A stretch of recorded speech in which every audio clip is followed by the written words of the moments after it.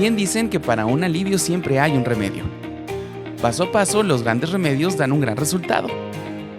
Adéntrate a esta plática con la doctora Denise Peña y bienvenido seas a Grandes Remedios. Bienvenidos a otro episodio de Grandes Remedios. Hoy es un episodio súper especial para mí porque estamos transmitiendo desde el Museo de la Frontera Norte, aquí en Piedras Negras, Coahuila. Y lo hacemos porque el día de mañana, 23 de octubre, se celebra el Día del Médico. El Día del Médico se instauró como el 23 de octubre aquí en México porque en el año 1800 se instauró la Escuela de Ciencias Médicas en la Ciudad de México, que hoy es la UNAM. Entonces ya quedó el 23 de octubre como el Día del Médico. Entonces muchas felicidades a mis colegas y a los que decidieron estudiar medicina, esta noble labor. También, por lo mismo, montamos una exposición muy hermosa de la colección privada de la Clínica México.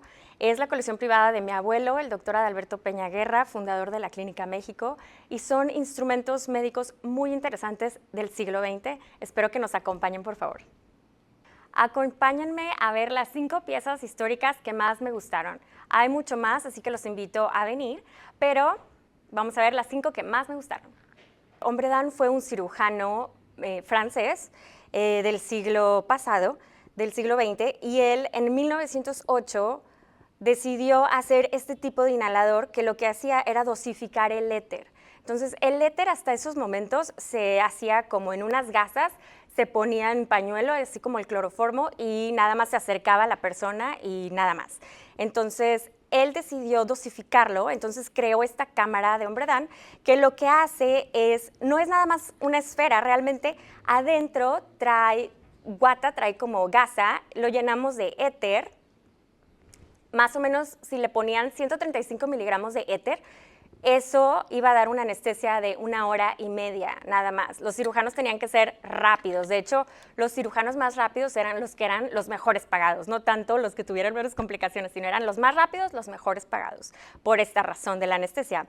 Y tenía esta aguja, que era lo que iba midiendo. Entonces, cada minuto le subían, y esto hace que por dentro se abra un canal con ventanas.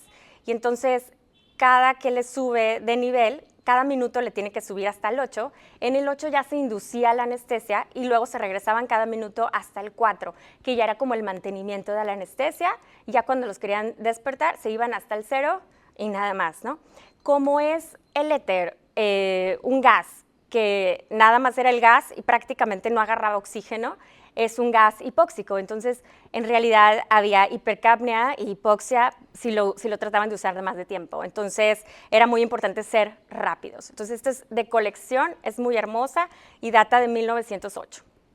Los esfigmomanómetros son muy especiales en la medicina interna, en medicina en general, porque es un signo vital.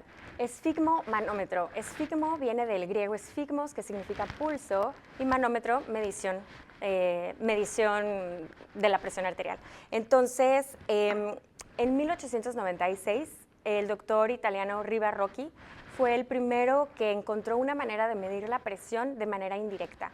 Antes de esto, introducían un catéter directo a la arteria y de esa forma hacían la medición.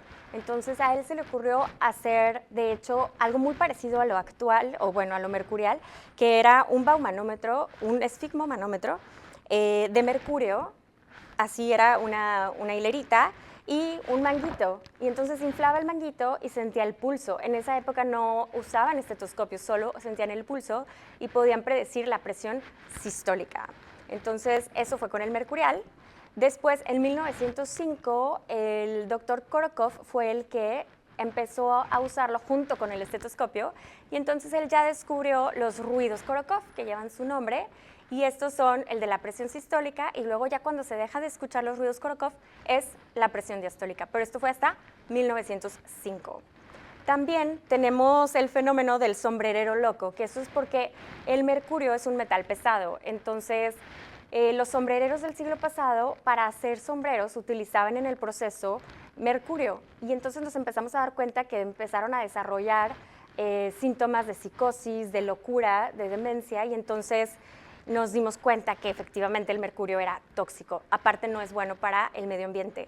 Por lo tanto, se empezó a dejar de usar los esfigmomanómetros de mercurio y se empezaron a usar los aneroides, que es como este es de los 70s, y es muy bonito también, es muy exacto, pero no es tan exacto como el de mercurio, porque este es en base a resortes. Entonces los resortes sí se pueden llegar a mover y sí se tiene que tener un poquito más cuidado con los aneroides. Y ahora pues tenemos los digitales.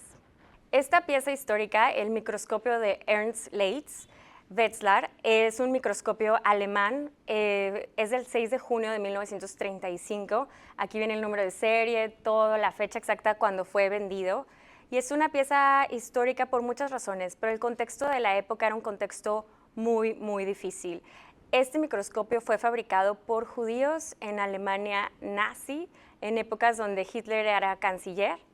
El empresario que hacía estos microscopios era un alemán que no estaba de acuerdo con el régimen nazi. Entonces, él hizo una fuga, digamos que hizo un caminito de la libertad, que le llaman el Freedom Liberty Train, y entonces dio papeles a sus empleados judíos para que se fueran a sus sucursales de venta en Inglaterra, en Nueva York, en Francia, y de esta forma los sacó.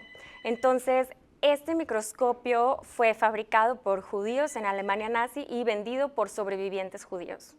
Este aparato de transfusión directa de brazo a brazo data de 1925. Fue desarrollado por el doctor Soresi. Estaba fabricado por la compañía Sklar de Estados Unidos en Brooklyn y es un aparato muy interesante, fue innovador porque era directamente un tubito para el donador y un tubito para el receptor. Y también tenía la peculiaridad que se iba administrando de 12C en 12C, entonces se sacaba 12C del receptor, se cerraba la valvulita y iban 12C para del donador al receptor. Y aquí tenía un contador y iba dando ahí la medición de cuántos cc se habían transfundido. Fue algo muy, muy bueno para la época porque no había bancos de sangre, no había manera de almacenar la sangre. Los intentos de almacenar sangre generalmente daban a infección y muerte. Entonces, no fue hasta que se descubrió el citrato de sodio para poder anticoagular la sangre en las bolsas que ya se desarrollaron los bancos de sangre. Esta pieza histórica es una balanza de boticario. Está hecha de latón y madera, aproximadamente data de 1930 y estuvo en uso como desde los 40 hasta el 86. De hecho, es una pieza auténtica, tiene todos los sellos del Registro Nacional de Instrumentos de Medición.